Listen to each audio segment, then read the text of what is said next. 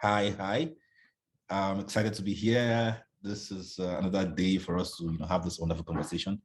Welcome everyone to the Struggling Immigrant Show. I have Eva Mwangi, a very special friend, probably the only female friend I have in this world. So, but let's leave that aside. So I'll let her introduce herself, and we'll go down to talking about her struggles with food. And she could tell us about where she traveled to, where she is now, and she will give us a bit more about her struggle, about food there, and if she has any struggle at all about her hair and how to make her hair as both a female and it's a short hair. So I could say she had to cut it. So yeah, let's see what that looks like. So Eva, please introduce yourself and tell us a bit more about yourself stuff.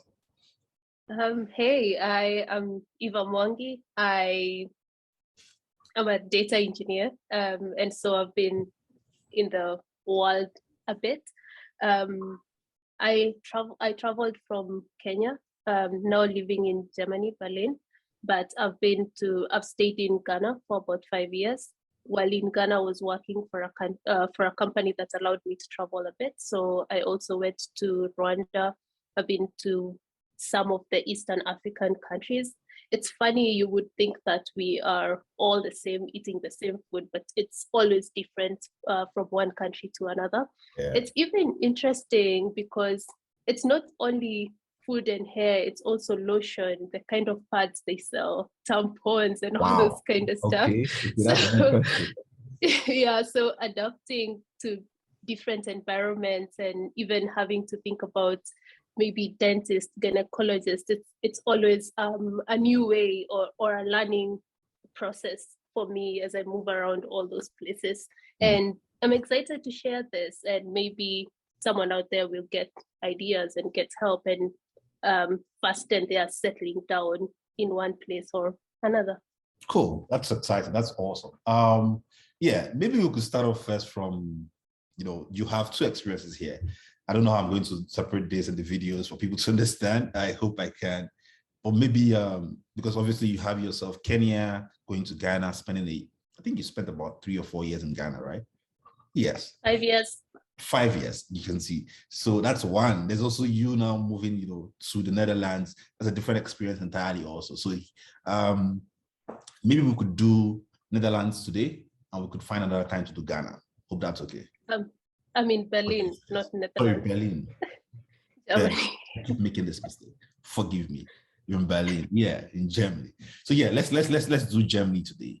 And we could, talk about the other one, some other day. That Ghana. Sure. So yeah, tell me about your experience moving to Berlin, how you started fitting in, looking for, what to eat. Tell me about, did you find anything that sort of like tastes close to home for you? Did you have to cook? It's okay if you had to cook. Did you find places to find things that like, Kenyan based ingredients for you to cook? How were you able to, navigate this upon getting there? Yeah, fortunately or unfortunately, I might not have like a very long story with this because I moved to Berlin and my partner was already here. He's Ghanaian. And so my coming to Berlin and settling down has been much, much easier. For food, given that he's Ghanaian, he likes spicy food. I'm Kenyan, I don't, but kind of have found like a middle place where sometimes I'm the one who is eating more spicy stuff than he does.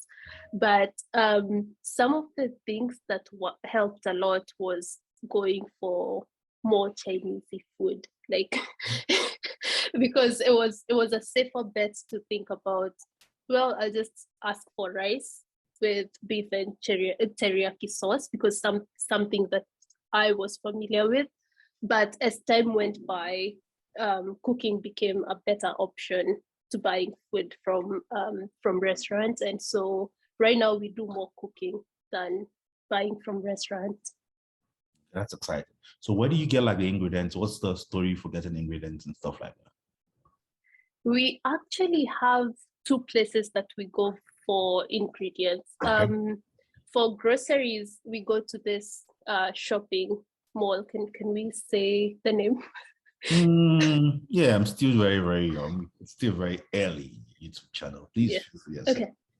Yeah, so we go to Riwe for groceries and mostly buying like tomatoes, onions and stuff like that.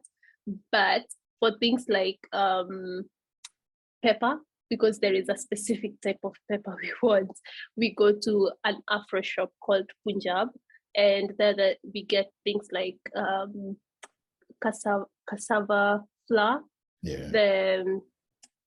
the cocoa yam, and those that we are used to. Because I also learned that there is sweet potato from the US, which I bought from Riwe, and it didn't taste the same as the one that I'm used to in Kenya. But what's sweet before though? Fucked up my mind because I went there and saw sweet potatoes and I was like, oh my God, I want sweet potatoes. This is so close to home. So I bought them.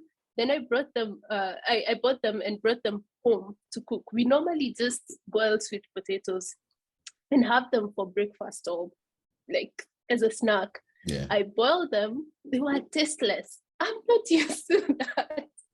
In Kenya, a sweet potato It's is sweet. usually, yeah, it's sweet. sweet. Yeah, same thing in Nigeria. It's sweet. Yeah. It's supposed to. Yeah. So it blew my mind. You know, if I'm going to have like an Irish potato, I know it's an Irish potato. It's not going to be sweet. But a sweet potato obviously is supposed to be sweet, like really sweet. Like it's like, I remember back in college, because my friends and I couldn't afford to buy sweet potatoes, and we had yam. For us to get the taste of sweet potato, this is very, very, very, very sad thing. We had to add sugar in the yam while we were boiling it. When the stuff, like when it boils, the yam sort of like the sugar gets soaked into the yam. And when you taste the yam, it's sweet, like the perfect sweet. Just like sweet potato. Yeah, it's crazy. Well, yeah, that's... And you can tell God did not intend for you to be adding sugar to sweet potato. I know. That's why God made sweet potato, so I don't have to do that with the yam. But yeah, you know, it's crazy. Yeah. It's so that we had to do. It's very funny. Even like when I peel normal Irish potatoes, they don't peel out like the way I would peel them out in Kenya. They just feel more like rubber, sort of. And making like mashed potato with the potatoes that I get here is the mashed potato doesn't come out as, you know, really mashed. Yes. I see. That's crazy. That's really crazy. But yeah, so that means you call the shopping mall Rio, right? Rewe, Rewe.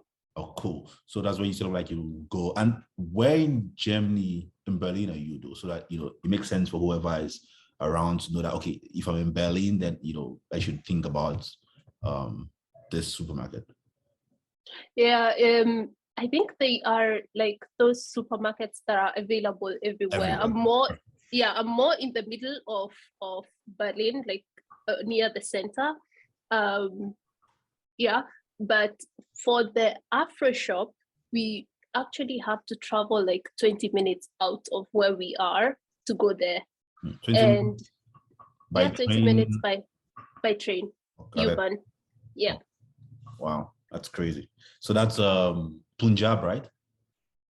Yeah. Punjab. Okay, that's exciting. That's really cool. So what we could pick from this is this. If I'm coming to Berlin, it's sad that I can't learn where to get, like, you know, food to eat, except maybe Chinese, like you've advised.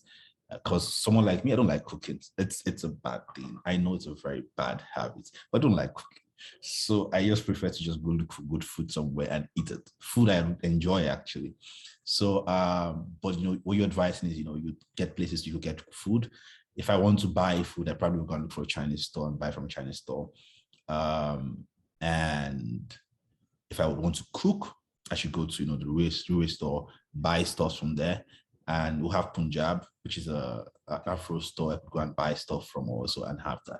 I would sort of like try to find the location of Punjab, and maybe if they have a website, and I would add it to the description below for people that would want to see, to get access to it. But yeah, that's really exciting. That's really, really exciting.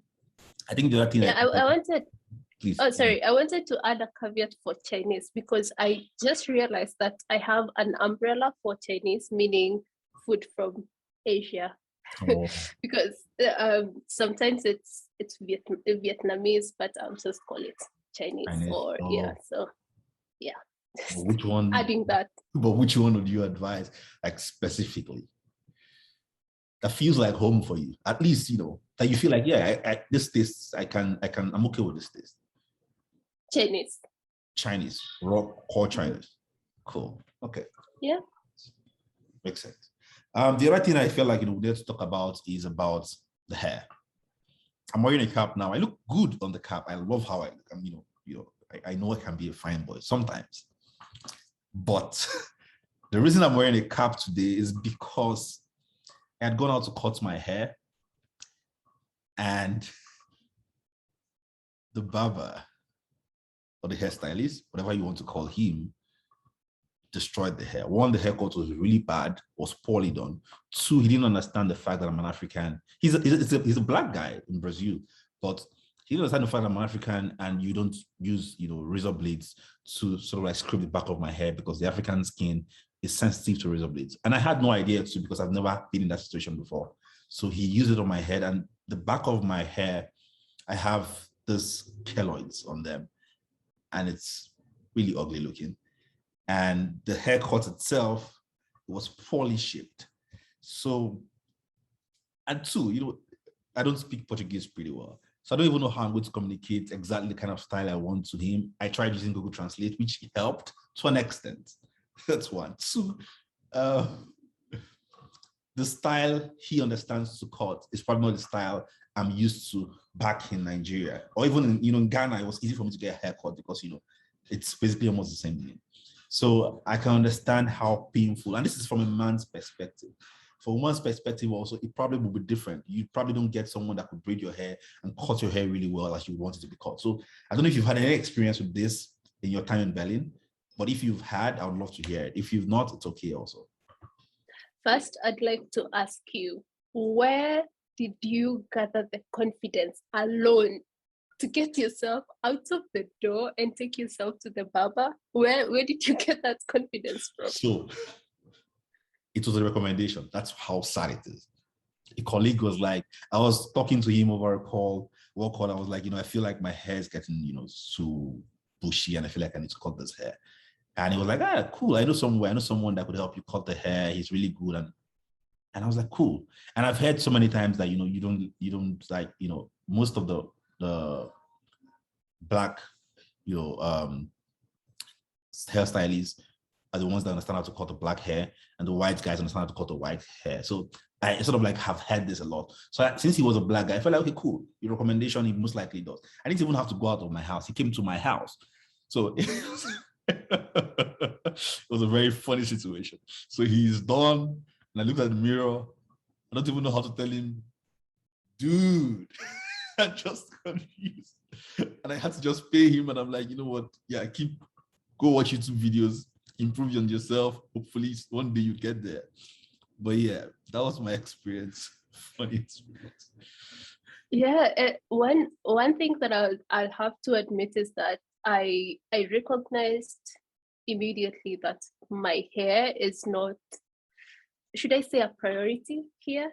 Because obviously a black woman, I've dyed my hair, but it's normally black because we have a store we go to buy lotions and hair things, cosmetics and stuff like that. And most of the time, if I walk down the aisles, I would notice that the shampoos, the way they're advertised, they're not advertised for my hair, they're advertised for like Caucasian kind of hair or that type of hair. And so immediately I know that I get this feeling that my hair is not prioritized here. So to be honest with you, I haven't gathered the confidence to even look for someone who can barber my hair or take care of my hair. I take care of the hair myself. And the way of taking care of my hair is just washing it and then moisturizing it and occasionally combing it. That's fair. That's my fair. my partner has offered to help me cut my hair, but I'm still taking that into consideration because he doesn't have experience cutting hair. Trust me, I understand. I am not ready to be ugly for a long period of time because hair normally takes like 2 weeks Yeah, to at grow least. back. Yeah, at least. That's Yeah, true. so if I'm going to cut it, I have to have like a commitment for 2 weeks. In case anything happens, that I will have a way around it for the next 2 weeks. Yeah, so I haven't, and another thing, I don't know, but also what I've seen with friends who have been here, like my partner he's a guy. My partner is a guy. he keeps dreadlocks. Okay. His friends, which he has more, also keep long hair. So most of his friends also have like dreadlocks, and the ones who don't, even if they cut, they're like me. They still keep like short hair. So even getting referrals to someone who can cut my hair is really, really hard. Yeah, so it's not a consideration that I'm ever going to cut my hair in Germany. I'm just buying a ticket to go home and cut my hair. Oh, wow, that's crazy. That's crazy. Okay, okay, that's fair. I hear you. It's sad, but it's fair. Okay, I guess you said something also about, the cosmetics and, tampons and things like that. Please talk to me about that. Yeah, for all the places I've been, I had this thought that these products will be the same, but it looks like in various places, different people like different things. Like for example, I I had an experience where I bought a pad and then it had mint on it, and so I wore it and I was wondering, why does it feel weird? And then for some reason I just thought, let me check the pack again, and it said that it's minted. For me, I've never had such before. They mint it for it to feel fresh. For me, it just felt like it's something that I've it's something very disturbing, and maybe I might have to see a gynecologist the next day. I also noticed, apart from the way they feel, it's also the way they smell. Like for example, in Kenya, and yeah, in Kenya, I would have pads that are scentless, or those are the ones that you will find more regularly than the perfumed ones. Yeah. And the perfumed ones would smell really weird. Like if someone passes in front of you and they're wearing one, you'll be like, Are you serious? I know what's going on. Okay. So yeah, it's a strange thing. And also the way they look. Like for example, in Kenya they would have wings. Here they don't have wings. So like how do you how do you keep them on? Because the wing is supposed to be like a safety measure too. Yeah. Apart from those type of cosmetics, there is also things like I rarely wear makeup, but I notice them in the aisles and stuff. It's very rare to find like makeup that would foundations and the like and powders that would face the color of my skin. And even lipstick, you find like very bright red and all those kind of stuff. And I'm like, oh, I don't know. Even if I'm feeling adventurous with all these things, it's really hard to like find something that fits. I see. That's interesting. Wow. Like I said, these are like struggles that, immigrants moving to different part of the world tend to feel. It's sometimes even when you're packing your bags and, getting set to go and getting excited about it or scared about it, there's some parts of this that you'd never even think about as some of the issues you would face going over there. And you just have to, I guess, get there to figure it out. I'm hoping, with this, we could find a way to help people reduce that friction of having to figure it out themselves. Hopefully they would hear about, how someone else have done something, what they've been able to try, and they could start maybe following their footsteps, and it will reduce the amount of effort they have to go through, or at least start preparing themselves for it. To start, saying, okay, when I get here, I know where to get A, B, C, and D. I know what to do to be able to, at least cope for the time being. For example, my case, like I said, I had to eat burger for a month or 2 months. Like I was eating burger literally every day, like twice a day. It was a very crazy situation. But how much weight did you gain? I gained a lot of weight. I don't know what, for some strange reason, thanks to my dad and my mom, my body still looks amazing. I don't know. Is this you bragging right now about the genes you are dealt? It's not my fault. It's my parents' fault. You should blame them. Blame my parents. But yeah, I plan to get back to the gym again just to help, because I feel like I could literally tell that I'm now sort of accumulating some belly fat.